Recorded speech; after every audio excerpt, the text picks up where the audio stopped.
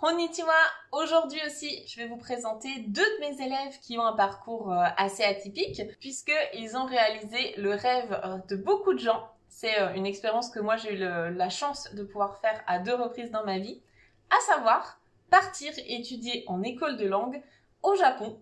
On en a un qui est à Tokyo et on en a une qui est à Kyoto. Donc pour ma part, ce sont également les 2 villes dans lesquelles j'ai pu étudier en école de langue. Alors c'est pas les mêmes écoles de langue que celles qu'ils ont choisies, mais l'expérience est assez similaire.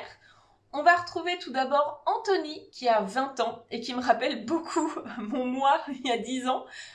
Puisque lui c'est son premier gros voyage, il est jamais sorti en fait de France, il est même jamais d'ailleurs allé à Paris. Son premier contact avec la grande ville, ça a été directement Tokyo, et donc il est parti en école de langue là pour 1 an à Tokyo. On l'a retrouvé dans le quartier de Shibuya.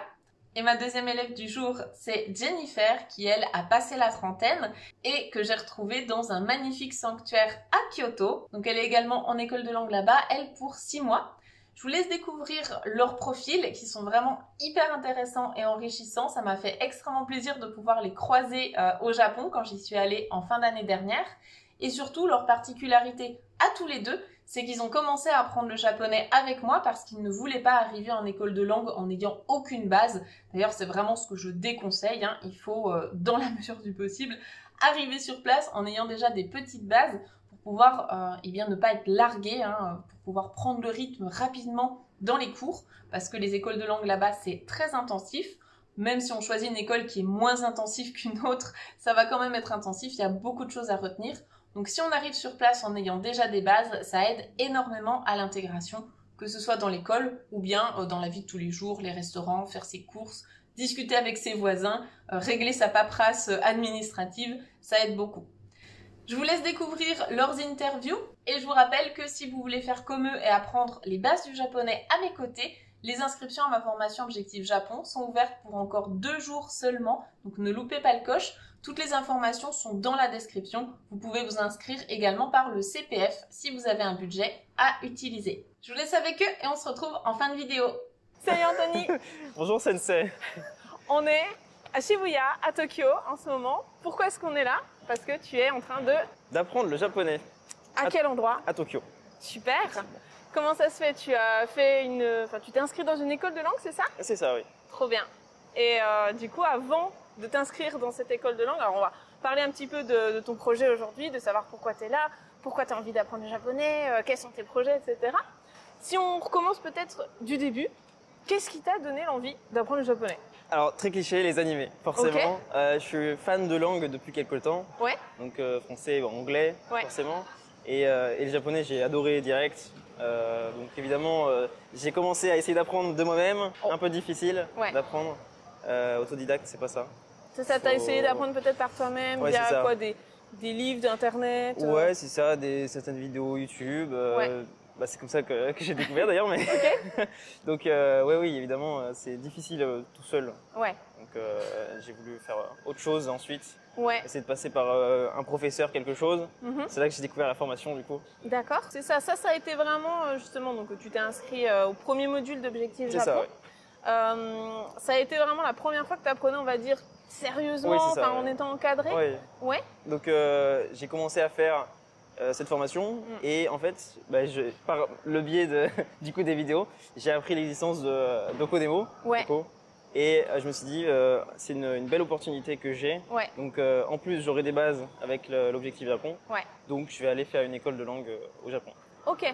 Donc en fait, ton idée d'aller étudier au Japon, c'est venu parce que tu as entendu parler du fait que ça existait. À la base, c'était pas prévu du tout. Ok, d'accord. C'était vraiment apprendre en France et quand j'aurai des bases solides, aller au Japon. Ok. Pour un PVT, quelque chose comme ça. D'accord, ok. Donc plus dans l'optique peut-être de travailler sur place. Oui, c'est ça. D'accord. Et du coup, donc, pour reprendre au départ, donc quand tu t'es inscrit à Objectif Japon, tu avais quoi, des petites bases, des mots à droite à gauche? Oui, c'est ça. Je pouvais faire une phrase je m'appelle Anthony. Ok, c'est déjà pas mal. C'est déjà pas mal, c'est déjà un début. Je sais me présenter, self-greetings. Donc, oui, juste la présentation en fait. Il y avait des mots, des couleurs, etc. qu'on apprend, des mots de japonais qu'on apprend dans les animés également. Donc il y avait quand même des expressions, il y avait quand même des petites bases. Voilà, c'est ça, les petites bases. Ok. Et du coup, qu'est-ce qui t'a fait t'inscrire, pourquoi tu t'es dit, tiens, je vais prendre les cours de Sophie Ça répondait à quel besoin? Ok, le besoin d'apprendre d'une manière très... plus encadrée. Plus encadrée, ouais. voilà, plus encadrée. Ok. Donc c'était la meilleure solution en fait que j'avais, parce que du coup je savais que j'allais continuer, que j'allais pas abandonner. Et surtout que c'était très bien fait, je veux dire, c'est toujours très bien fait d'ailleurs. Merci beaucoup. Du coup, ça m'a donné envie de continuer. Et du coup, voilà, j'ai fait la formation. Ok. Et donc ça t'a apporté vraiment les bases, parce que dans le module 1, on apprend les canas, à se présenter, parler de soi, etc. C'est ça, ouais, c'est vraiment la base. Mais de quoi ne pas être perdu quand on arrive ici. Ouais. C'est très bien. C'était très très bien. Et du coup, donc après avoir fait le module 1, en tout cas les premiers cours, donc là tu t'es inscrit via Docodemo dans ton école de langue. Oui. Et après, tu es arrivé quelques mois après dans ton école? Un bon moment après, parce que du coup, j'ai pris la formation en décembre dernier. Ouais. C'est ça, oui, c'est ça. J'ai entendu parler de Docodemo. J'avais encore entendu parler déjà avant, mais sans trop m'en préoccuper. Ensuite, vers février, j'ai commencé les démarches pour Docodemo, justement. Ok. Donc ça s'est fini en mai, un peu tard. Non, mais ça prend toujours vachement de temps. Oui, parce que le visa, il y avait tout. Enfin, non, pas le visa encore, c'était le passeport. Ouais. J'avais pas encore de passeport, etc. Ok. Il y a eu du temps qui s'est passé, j'ai eu la réponse en août, un peu tard. Ouais. Mais pour dire que c'était bon pour ta rentrée en octobre. Faire ma rentrée en octobre, ouais. Ouais, c'est ça. Fin août pour début octobre. Donc c'est un peu limite. Il fallait tout faire. Tout faire au dernier moment. Peut-être la seule chose que je reproche un peu. Ouais. Parce que le billet d'avion, il coûte un peu cher au dernier moment. Ouais, j'imagine. Donc sinon c'est très bien passé, donc je me plains pas. Trop bien. Et donc là, ça fait quoi? Ça fait 2-3 semaines que tu as commencé les cours? 3 semaines. 3 semaines, ouais. J'ai fini ma 3e semaine. Ok. Et hier, j'avais un gros test pour savoir si j'irais dans une classe qui me permet de boucler le niveau débutant en 6 mois ou en 9 mois. Ouais. J'avais pété 5-4, quelque chose comme ça. Ouais, ça dépend des écoles, mais ouais. Ok. Et du coup, c'est selon le résultat. Moi, je me fais pas de soucis. Ouais. Oh, ça s'est bien passé. Oh, oui, très bien. Trop bien. Donc en fait, le fait d'avoir vu justement peut-être les bases avec Objectif Japon, ça t'a permis de pas recommencer à zéro. Oui. De pas être perdu surtout dans les premiers cours, parce que les premiers cours, c'est des cours en japonais uniquement. Donc faut quand même avoir des connaissances de certains mots, etc. pour vraiment pas être perdu. Ouais. J'étais content d'avoir ces bases. Bon, c'était les bases qu'il me fallait. Trop bien, super. Et puis du coup là, on verra un petit peu comment ça se passe. Tu pourras nous donner des nouvelles dans les prochains mois, savoir si ça se passe bien à l'école. Oui, pas de raison que ça se passe mal. Je m'en fais pas. Très bien. Trop bien. Et puis justement, en dehors de l'école, est-ce que là, dans ta vie de tous les jours, est-ce que ces bases ont pu t'aider aussi, je sais pas, dans des restos? Dans les restos. Ouais. Dans les restaurants, oui, parce que j'en ai fait beaucoup. pour essayer un peu tout. Après, j'ai un peu de mal parce que la pression de parler à des gens et de pas savoir quoi dire, ça me met en difficulté quand même. Ça impressionne peut-être un peu. Ouais. En fait, dans les cours, c'est facile. Ouais. Mais dehors, c'est direct plus difficile. La pratique, c'est tout de suite très très difficile. Ouais. Donc c'est pour ça aussi que tu es là. Enfin, il n'y a pas de meilleur endroit pour progresser. C'est sûr. Mais j'essaye absolument de tout ce que je peux faire. J'y fais en japonais, mais l'anglais ça aide, mais Tokyo peut-être pas. Ça va venir aussi. Oui. Ça va venir, là, t'es encore au début. Oui.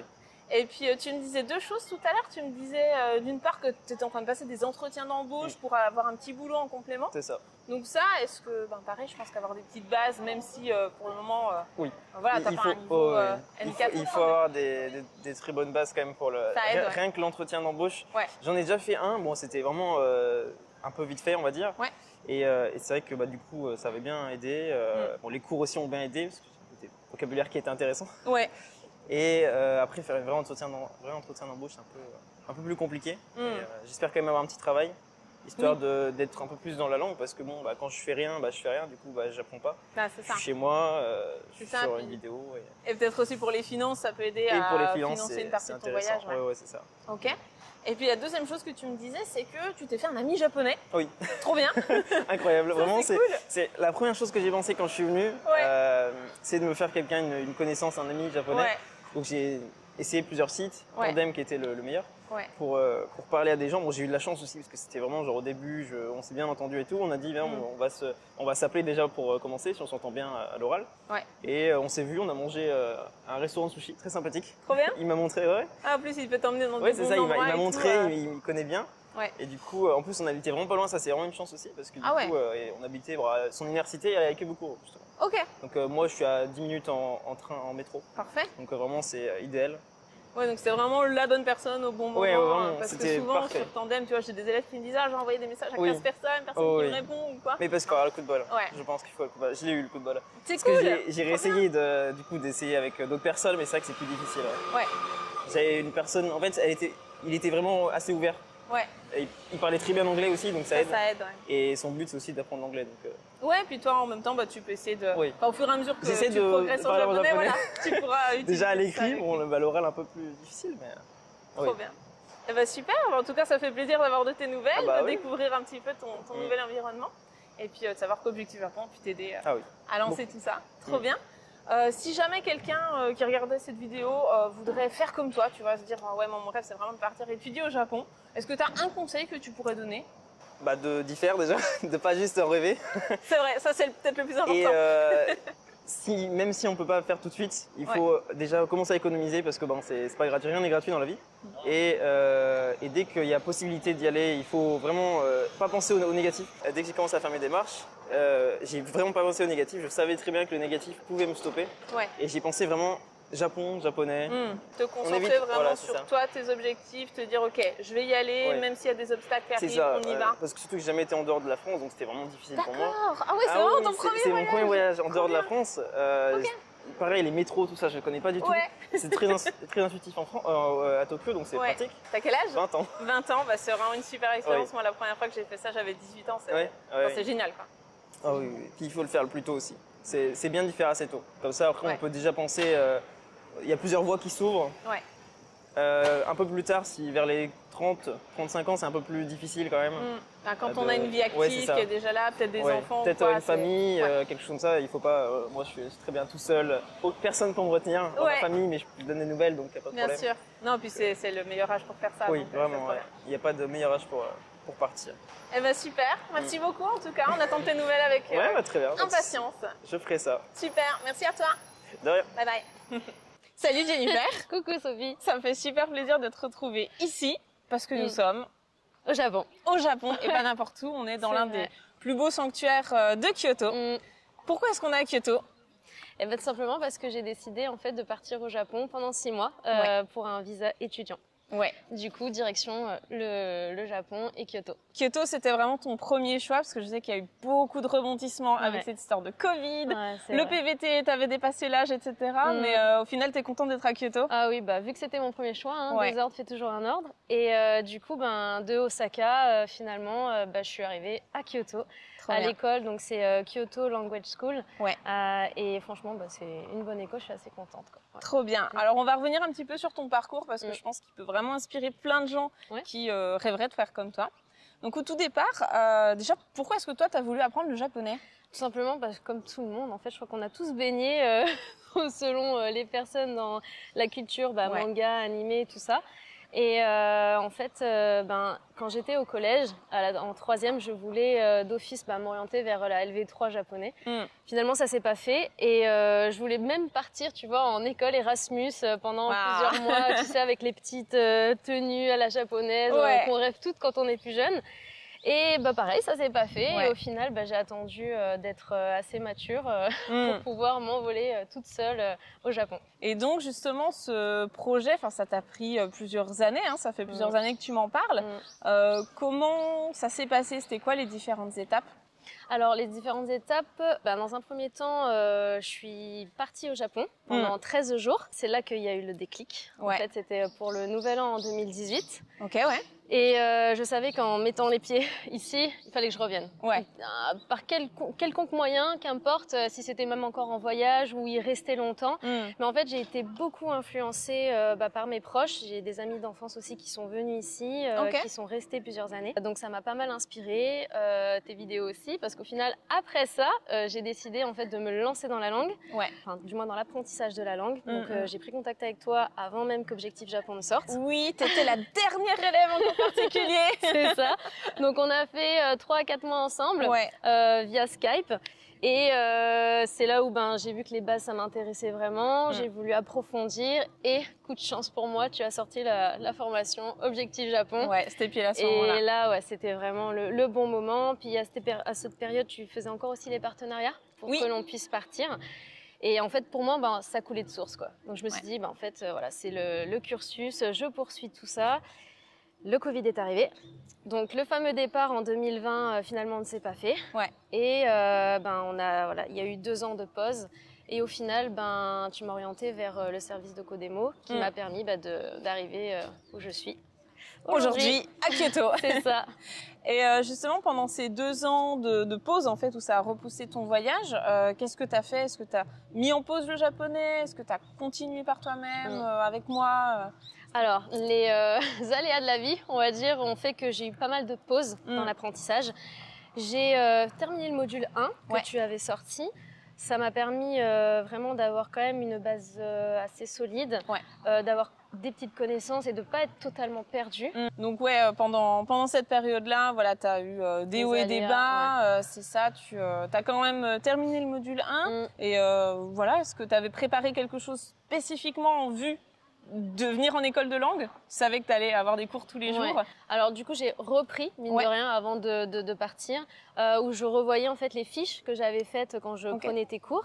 Mais inconsciemment, si tu veux, j'étais quand même assez rassurée parce que je savais que même si j'allais à l'école et que j'aurais pu très bien être totalement perdue, j'avais quand même tes cours en secours. En backup. Voilà, c'est ça. Parce que le fait d'avoir, comme je l'avais dit déjà dans un premier témoignage, que ces vidéos, en fait, tu peux les visionner à n'importe quel moment et pendant une durée illimitée. C'est ça. Du coup, c'était vraiment pour moi un parachute, quoi.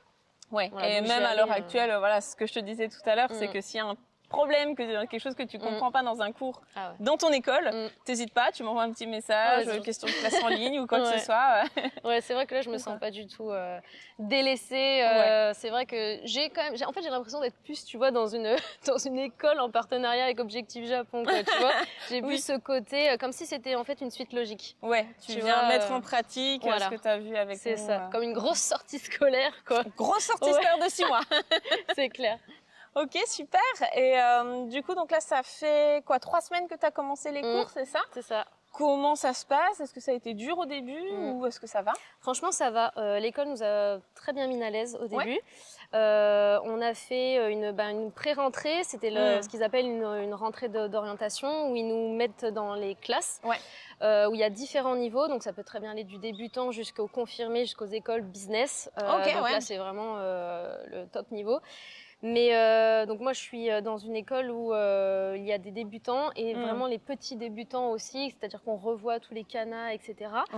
Donc ça c'est bien pour ceux qui ont quand même la nécessité de tout revoir avant de reprendre certains cours. Sinon on étudie le Minano Nihongo avec l'école, donc c'est des choses aussi qu'on a vues avec toi. C'est ça, un cours particulier, je me basais sur le Minna, donc au moins ça te rappelle les souvenirs. Ouais, c'est vrai, donc c'était cool de revoir tout ça. Et non, franchement, je suis assez contente parce que le niveau là commence à s'intensifier après 3 semaines. Donc on a beaucoup d'exercices. C'est assez intense, mais voilà, on lâche rien et on a quand même les moitiés de journée pour pouvoir se poser et étudier tranquillement. Parce que toi, tu as cours tous les matins et l'après-midi, tu es en temps libre, mais du coup, il faut réviser les cours, faire les exercices, tout ça. Et puis accessoirement, de temps en temps, venir profiter de beaux endroits comme ça fait plaisir. Ah oui, pour s'aérer, c'est toujours bon parce que mine de rien, en fait, on est de 9h jusqu'à 12h30 et on a toutes les heures, en fait, 10 minutes de pause. Donc, c'est vraiment 3 heures où on est focus sur la langue. Donc, il y a quand même cette écoute active qu'on a constamment. Et c'est vrai que ça peut facilement fatiguer. Donc, en fait, quand on est sur le chemin du retour pour retourner à la maison, on peut vite s'aérer et on a vraiment des lieux comme ça assez zen pour se poser et récupérer un peu. Et ensuite, l'après-midi, rebûcher les devoirs. C'est vrai que ça, c'est vraiment l'avantage de Kyoto. Où voilà, en quelques minutes à pied, toi en plus t'habites au centre, donc vraiment tu peux avoir accès à des parcs, des sanctuaires, des choses comme ça un petit peu partout. Ça fait du bien, je pense. Ça fait du bien. S'aérer un peu. Trop bien. Est-ce que de ton côté, est-ce que tu aurais peut-être des conseils à donner à quelqu'un qui aurait envie de faire comme toi pour partir? Ouais, pour partir étudier en école de langue au Japon. Est-ce que un conseil peut-être que tu aurais aimé avoir plus tôt Alors, des conseils, je pourrais en donner parce qu'on me l'a donné aussi, surtout pour me rassurer en fait de partir dans un lieu où la langue est vraiment totalement différente. C'est pas comme s'il y avait énormément de similitudes au niveau français. Zéro, c'est vraiment tout est totalement différent. Ne pas partir sans aucune base. Ouais. Vraiment, ça, je pense que c'est le B à bas de ce voyage, du moins de ce projet-là. Il faut un minimum travailler. Et je pense que même 4 mois en autodidacte, ce serait pas assez. Parce que rien que pour le module 1, j'avais quand même pris le temps de bien étudier, sachant que j'avais étudié avant avec toi.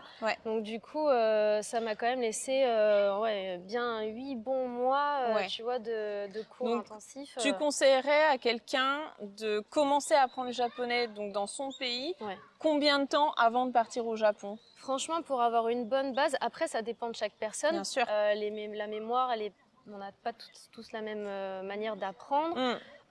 Donc ça peut très bien varier entre 4 mois, 8 mois, 9 mois pour certains, je sais pas. Mais en tout cas, pour ma part, si tu commences en cumulant ça à côté de ta vie au quotidien, je pense que 4 mois, c'est vraiment le minimum requis. Enfin, en tout cas, pour moi. Moi, je suis totalement d'accord. En vérité, moi, je dirais dans l'idéal, entre 6 mois à 1 an à l'avance.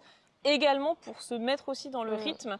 Parce que souvent, les gens comme toi et moi, hein, nous, on a la trentaine, quand ça fait 10 ans, voire plus, on a quitté les bancs de l'école, arriver dans une école de langue au Japon qui est plus ou moins intensive, mais c'est quand même des cours, tu disais, t'es 3 heures non-stop et derrière, t'as des devoirs. Reprendre ce rythme-là, c'est pas du jour au lendemain, en fait. Donc, moi, je conseillerais aussi de se mettre 6 à 12 mois à l'avance dans le rythme d'apprentissage, en fait. Même si on n'avance pas super vite, même si on progresse pas super vite, mais au moins faire du japonais un peu tous les jours. Ça, en tout cas, c'est l'un des conseils que je donne. Et puis vraiment, ça, je l'ai toujours fait, je t'ai toujours écouté. Même ne serait-ce que 5 minutes, c'est vraiment... c'est ça, c'est mieux que rien. C'est mieux que rien, Puis on le ressent, en fait, même ici, à l'école. Là, maintenant, vu que j'ai mis ma vie professionnelle et personnelle en pause pour vraiment que me concentrer sur le japonais, je ressens déjà l'amélioration, ne serait-ce qu'à l'écoute. Et quand je passe dans les rues, je vois certains kanji que je reconnais de suite, des phrases que je lis dans des, je sais pas, de l'administratif, des documents qu'on a nous, tout de suite ça devient hyper lucide. Parce que c'est le travail en fait qui au bout d'un moment, Alors le blocage, il peut y avoir ce blocage pendant un certain temps, mais je pense qu'il faut pas perdre, tu vois, il faut pas être impatient quoi. C'est au bout d'un moment, ça va se débloquer et là il y a tout qui va devenir, ça va être plus tout simple va se débloquer et tu vas tout comprendre de suite. Quoi. Exactement, Super. Écoute, merci beaucoup. Est-ce que tu as un dernier message que tu voudrais passer Inscrivez-vous. Objectif Japon. La petite hashtagade. C'est ça. Non, vraiment, moi, je suis très très contente d'être une de tes élèves. À chaque fois, je le dis et tout le monde me demande quelle formation je suis. Et moi, ce qui me rassure le plus, c'est que ce type de formation-là, en fait, on ne paye pas juste pour un certain temps et vite, il faut étudier, etc. C'est comme un bouquin en fait de savoir qu'on achète, on l'a dans notre bibliothèque et à n'importe quel moment, on peut aller le lire. Et en plus de ça, on rajoute du contenu plus souvent qu'un bouquin. C'est vrai. Une fois qu'il est imprimé, c'est fini. On est toujours à jour et c'est le top. Super. Jennifer, ça m'a fait super plaisir de te voir enfin au Japon. Ça me fait tellement plaisir de voir que ça y est, tu réalises enfin ton rêve après toutes ces années. Oui, surtout que tu m'as suivi pendant tout ce parcours. Et moi, j'étais impatiente que ça rouvre, que tu puisses y retourner. Donc, j'espère que si jamais c'est votre projet également de venir en école de langue au Japon, que ça pourra se réaliser. Et si vous avez besoin d'aide pour apprendre les bases du japonais, toutes les informations sont dans la description. À bientôt. Matane. Bye bye.